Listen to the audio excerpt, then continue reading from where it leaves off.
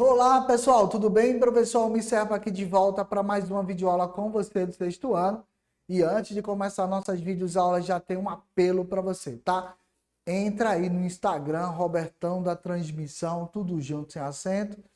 Se inscreve aí nos nossos canais, toca no sininho lá para receber novas notificações, que esses vídeos vão te ajudar bastante, tá bom? Você, professor, passa nossas videoaulas para teus alunos e dá um pontinho se ele resolver os desafios que estão no final dessa videoaula. Tranquilo aí? Vou apresentar a nossa equipe. Hoje estamos com a Isabela aqui no cantinho do vídeo, ó, tá vendo? E é claro, ele, o nosso companheiro aí, Ronaldão, beleza? Bom, vamos estar juntos e o assunto é probabilidade e estatística, aula de número 9, como está aí no slide para você. Quer seguir outros nas redes sociais? Segue aí o meu Instagram, o meu YouTube, na verdade, Almir Serpa, e também é o meu Instagram, beleza? Estatística, vou falar um pouquinho sobre leitura, interpretação de tabelas e gráficos, mas antes eu tenho que falar do conceito, então se liga comigo aí, tá?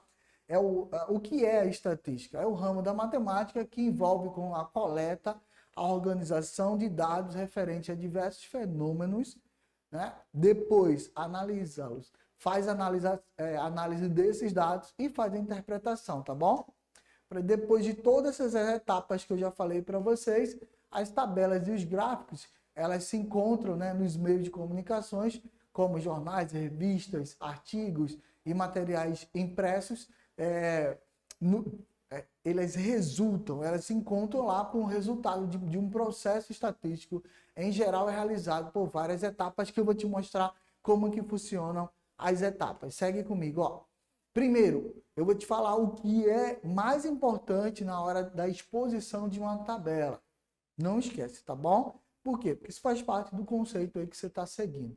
Numa tabela, eu preciso, primeiro, o título. E aí você está vendo claramente o Brasil e o Índice de Desenvolvimento Humano em outros países, fazendo um comparativo do Brasil com outros países, tá? Segundo, eu tenho que, depois desses dados organizados, eu tenho que ter o título e a fonte. Não dá para ver a fonte aí, né, de quem é, mas fica claro para você, a fonte está bem pequenininha, logo aí embaixo, tá vendo? Dá para você perceber que também tem categorias e variáveis, isso é importante. Deixa eu te mostrar. A fonte é essa indicação aí no finalzinho, tá vendo? Ó? E a variável é essa coluna aí, ó. Variável aí no caso IDH, que é a principal variável da nossa tabela, tá bom? Tá mostrando aí com essas cores. E essas cores são as classificações de que a tabela está indicando. O país que tem um baixo IDH está em vermelho, tá? Um país que tem um IDH médio, que é o IDH? É o Índice de Desenvolvimento Humano, tá? Em amarelo. E assim, um pouquinho amarelo mais claro, ele está em alta. E muito alto em verde. É o que você está vendo aí, Noruega, Estados Unidos, Argentina, e esse aí era no período, tá? Nós não vamos ter certeza que isso é agora, isso foi no período em que foi pesquisado, porque a Argentina passa por uma crise financeira imensa, e talvez essa não seja mais a ordem nessas cores, tá bom? Mas para aquela época, estava nessa fase. E olha onde o Brasil está, né? Veja que está acima da China, com 0,718. Claro que isso tudo pode ter mudado de 2020 para cá, tá bom? Então isso é só um dado temporário, principalmente porque a gente está falando da evolução de países, mas não esquece, o título, a fonte e as variáveis com as categorias. Tá tranquilo até aí? Certinho? Beleza? Então vamos seguir. Você vai aprender agora comigo que tem lugares para jogar matemática. Você quer jogar um game? Vai lá e fala para teu pai e tua mãe exatamente isso. Mãe, pai, o professor de matemática, Almir Serpa, pediu para a gente entrar no Word Wall para jogar um game de matemática, tá bom? Agora joga e mostra que você está ganhando, beleza? E você, professor, aproveita essa informação do jogo da matemática e apresenta aos teus alunos essa possibilidade de estudar matemática jogando, se divertindo, tá bom? O Word Wall, coloca lá na barra superior de pesquisa, Word Wall, beleza? Coloca aí, ó, do jeito que tá aí. O Word Wall mais o tema, tá bom? Então, Word Wall, gráficos e tabelas. Vai aparecer essa imagem aí, ó. Qual suco é mais produzido? Aí olha a tabela aí, ó. Olha o gráfico, na verdade. Desculpa, né? O gráfico, que é um gráfico de coluna. Nossa, sumiu, voltou, tá aqui, beleza? Tá vivo, não é normal, é assim, tá? O gráfico tá aí, ó. Produção de sucos. Uva, esse limite aí, ó. Laranja um pouquinho mais alto, né? Manga tá mais baixo, pêssego mais baixo ainda, beleza? Então, qual é o suco mais produzido? É claro que é a maior coluna. Qual é a maior coluna? Laranja, né? Beleza? Tá claro aí? Laranja. Então, eu tô comparativo aqui com laranja. Laranja, essa aqui, ó, a segunda coluna do teu gráfico. Então, eu vou lá e marco laranja, que não está na cor laranja, beleza? É a pegadinha, né? Não está na cor laranja. Então, você vai lá e marca. Agora, eu já estou resolvendo para ti a primeira etapa, para você já pegar ritmo. Viu como é fácil?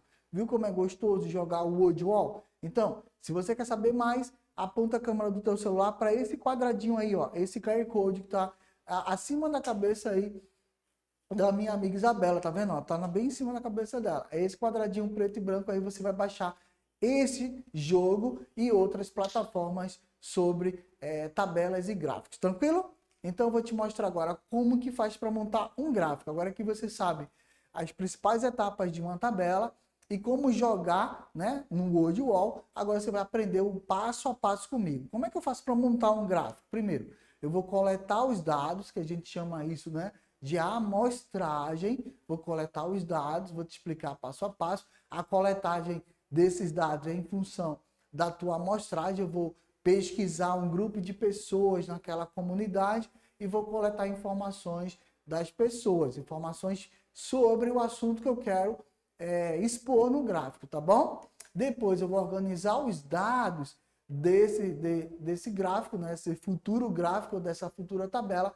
Eu vou organizar em uma tabela, tá bom? Vou colocar aí o resultado das variáveis que eu fiz a pergunta, enfim, eu vou colocar os dados lá, sejam numéricos ou seja qualitativos, tá? Exposição dos dados é o gráfico que vai fazer isso, como a gente acabou de ver aí no Word Wall, é uma exposição dos dados, tá bom?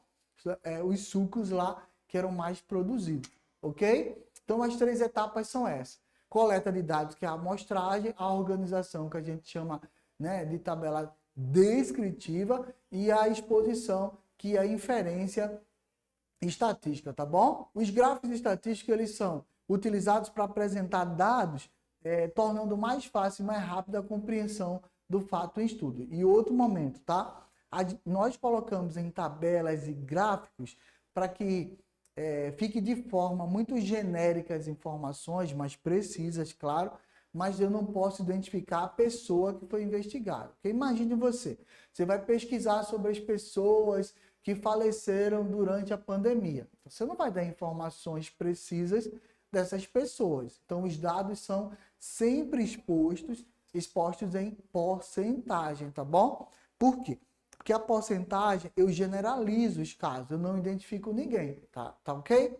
Agora, os tipos de gráficos, quanto à forma de exposição deles, pode ser de linha, de barra, de coluna, de setor, de área, de pizza, né? O setor é o de pizza, tá? Eu vou te mostrar alguns deles para a gente poder trabalhar. Mas tem vários, estou só citando alguns. Existem gráficos de teia de aranha, que é muito interessante. Existe gráfico chamado disco, que eu gosto pra caramba, acho ele super legal, tá? Eu adoro os discos. Se tiver um desses slides, eu vou te mostrar como é gostoso. E como que faz pra gente montar esses gráficos? Existem vários. Posso montar um pictograma, posso falar de infográfico. Você não sabe o que é infográfico? Pesquisa um pouquinho sobre infográfico e manda pra gente lá no Instagram, Robertão da Transmissão, tudo junto sem acento, para a gente poder curtir aqui contigo tuas informações, tá? Agora não esquece, ok?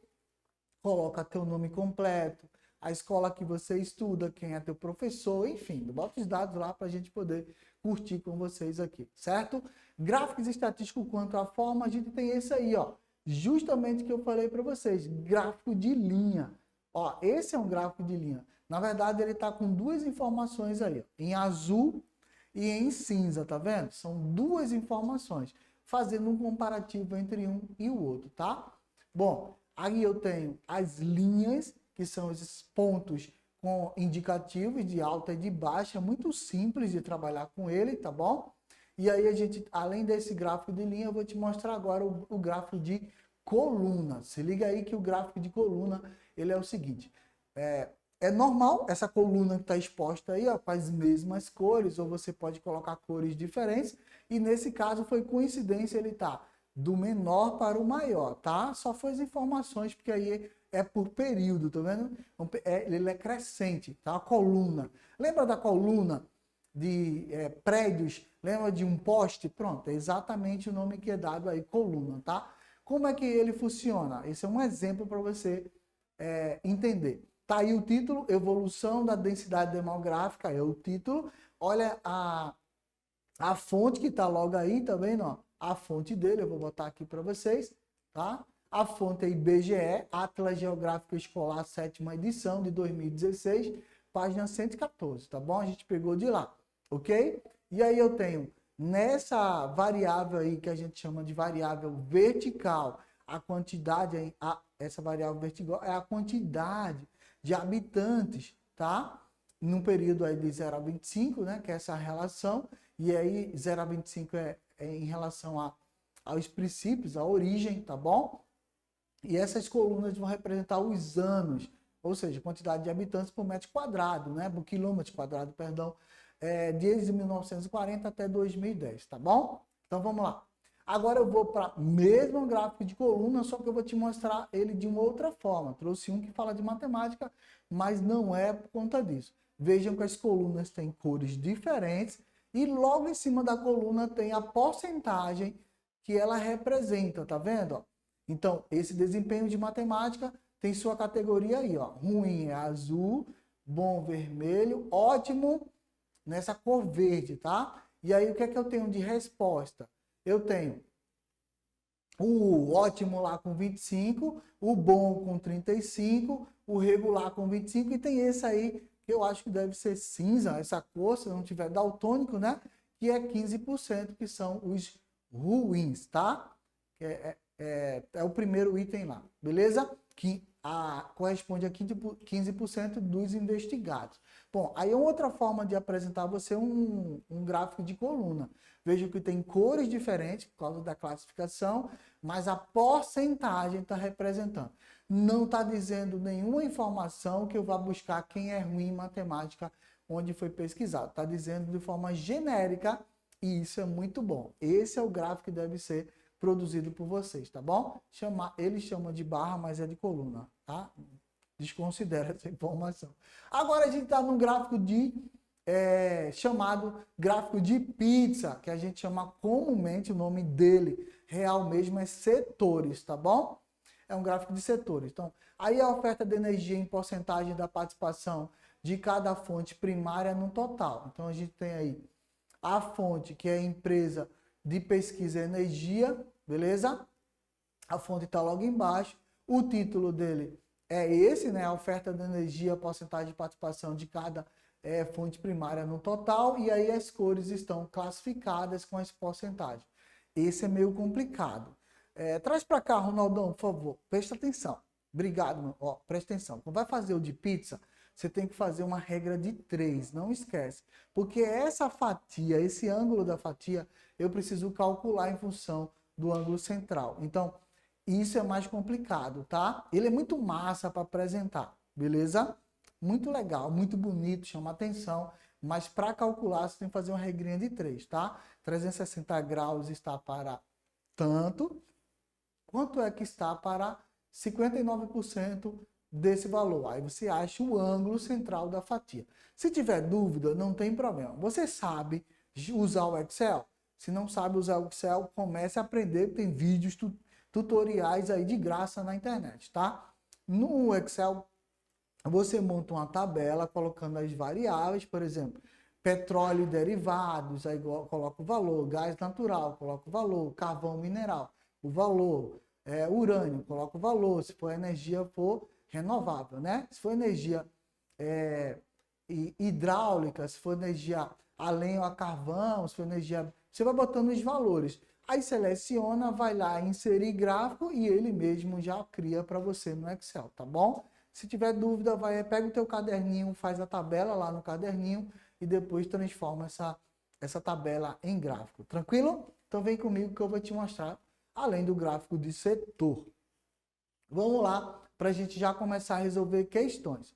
Todos os anos, cerca de 50 milhões de raios caem em território brasileiro, fazendo dezenas de vítimas, tá? Observe a tabela seguinte. Vítima de raio no Brasil em 2014. A partir, né, dessa relação até 2014. Ano 2012, 2013, 2014. Durante 3 anos foram analisados quantidade de raio. Eu coloquei Pikachu aí porque Pikachu é uma referência de raio, tá bom? Não se preocupa não, beleza? Então vamos lá, deixa eu voltar aqui. O raio é o raio em 2013 e botei uma nuvem aí para fazer diferente só em 2014. Quantidade de raio em 2012, 114. Quantidade de raios em 2013, 99. Quantidade de raio em 2014 foi 100 raios, beleza? Aí a primeira pergunta, quais são as variáveis apresentadas na tabela? Tá claro para você quais são as variáveis? Qual será o total de vítimas? Essa é a letra B. Vamos ver comigo? Vamos lá. Quais são as variáveis apresentadas na tabela? Vamos ver comigo? Olha direitinho, ó. Vítima de raio no Brasil até 2014, tá bom? Então, é claro que eu vou ter ano e quantidade de vítimas de raios registrados. Essa é uma das principais variáveis, ok? Eu tenho a variável quantitativa 2012, eu tenho a variável quantitativa 2013 e 2014. Mas a principal que me chama a atenção é ano e quantitativa de vítimas de raio registrados, tá bom? Qual seria o total de vítimas? Vamos somar comigo? Eu tenho 114 mais 99 mais 100. Quanto é que isso dá? Vamos lá? 114 mais 99 mais 100 na ordem vai dar 313 vítimas ao longo de 3 anos. Beleza? Tranquilo até aí? Foi fácil? Então segue comigo. Vamos para a segunda questão. O quadro a seguir apresenta a previsão de tempo e temperatura do Rio de Janeiro para os dias da semana para qual dia estão previstas temperaturas abaixo de 16 graus. Olha comigo a tabela. Ela está bem dinâmica, né? Bem didática, bem interessante. Ó. Domingo 30 graus, 30 de dezembro, né? Do período aí. Sol e aumento de nuvens pela manhã. Já estou fazendo a previsão do tempo para vocês aqui. Ó. Pancada de chuva à tarde e à noite. Essa é a previsão para 30 graus e mínima de 15 no dia 30 de dezembro, aí, né, conforme essa tabelinha. Segunda, máxima 31, mínima 16. Terça, máxima 28, mínima 18. Quarta, máxima 26, mínima 18. Quinta-feira, máxima 26, mínima 17. Na sexta-feira, máxima 27 e mínima 17. E no sábado, para fechar, máxima 24, mínima 17 graus, com possíveis pancadas de chuva, porque a nuvem está dizendo isso para mim com essa chuvinha que está caindo aí. Beleza? É assim que eu estou interpretando. Eu sou o garoto agora do tempo do Educa PE para vocês, tá? Então se liga aí. Por que eu comecei no domingo? Porque o domingo é o primeiro dia da semana, né? Não é a segunda-feira, porque é segunda, beleza? Então acompanha comigo aí. Qual é... O Ronaldão já me disse agora que a gente só tem 5 minutos. Preste atenção comigo, tá? Olha a questão. Ela está perguntando qual dia estão previstas as temperaturas, ou quais dias, né? Pode ser mais de um, mas qual dia está previstas as temperaturas abaixo de 16. Abaixo de 16 não é o 16, tá? Abaixo, ele não disse igual, menor que 16, ele disse abaixo. Então só pode ser 15 graus, tá? Ou 15,5, ou 15,8, ou 15,9. Não pode ser 16, porque ele está falando abaixo de 16. Tá claro? Conseguiu entender isso? Então, beleza. Preste atenção. Vamos olhar as mínimas? Já está a respostinha aí para você em vermelho, ó. O sol, né, só vai aparecer, talvez, se não tiver essa mínima. Olha, 15 graus no domingo. Tem um outro dia que tem 15 graus? Não. Tem segunda 16, professor, mas ele falou abaixo de 16. Então, segunda não conta, tá bom? Tá claro isso? Então, só vai contar abaixo de 16, que é 15, tá aí, no domingo. Então, no domingo é essa temperatura. Tá tranquilo? Vamos lá, então. Já dei ênfase para vocês. Dá tempo, né, Ronaldão? Tem tempo aí. Vamos para a terceira? Então, vamos lá. Quantos alunos da turma, dessa turma tem, né? Quantos alunos e qual é o esporte em que as meninas mais gostam? Vamos olhar a tabela? Esporte preferido: futebol, voleibol, basquete, natação e outros, tá? Participantes, tá bom? 10 meninos, 2 meninas, vôlei, 1 menino, 5 meninas. Mas o que é que ele quer? Quantos alunos dessa turma tem? Quantos alunos ela tem? Vamos somar. Qual é o esporte que as meninas mais gostam? Que eles mais gostam como espectador, a gente vai fazer o somatório, tá bom? Tá aí. Quantos alunos tem nessa turma? Vamos somar? 15 na primeira coluna, 17, 15 e 17, beleza? Vou colocar na ordem para vocês aí, ó. 15, 17, 15, 17, tranquilo? Vamos responder a questão? Vamos lá. Aí, 64. Final dela é 64 na soma, na minha conta. Verifica se foi realmente isso, tá bom? E qual é o esporte que as meninas mais gostam? É claro que como espectadoras é natação, tá bom? E se for como participante, se fosse para ser participante, seria vôlei, tá tranquilo? Que é o maior deles, tá vendo? O maior quantitativo na coluna.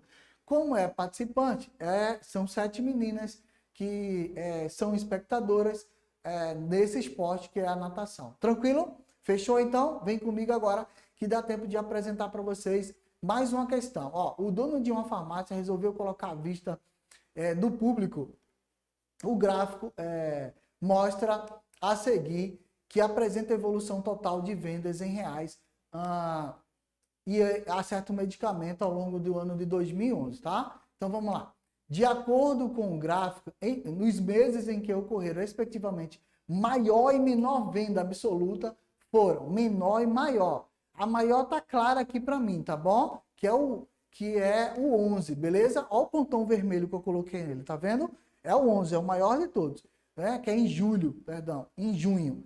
É o maior deles, tá? E o menor para mim, que eu tô olhando, é agosto. Vê se que não é comigo, tá vendo? Ó, o maior e o menor, tá vendo?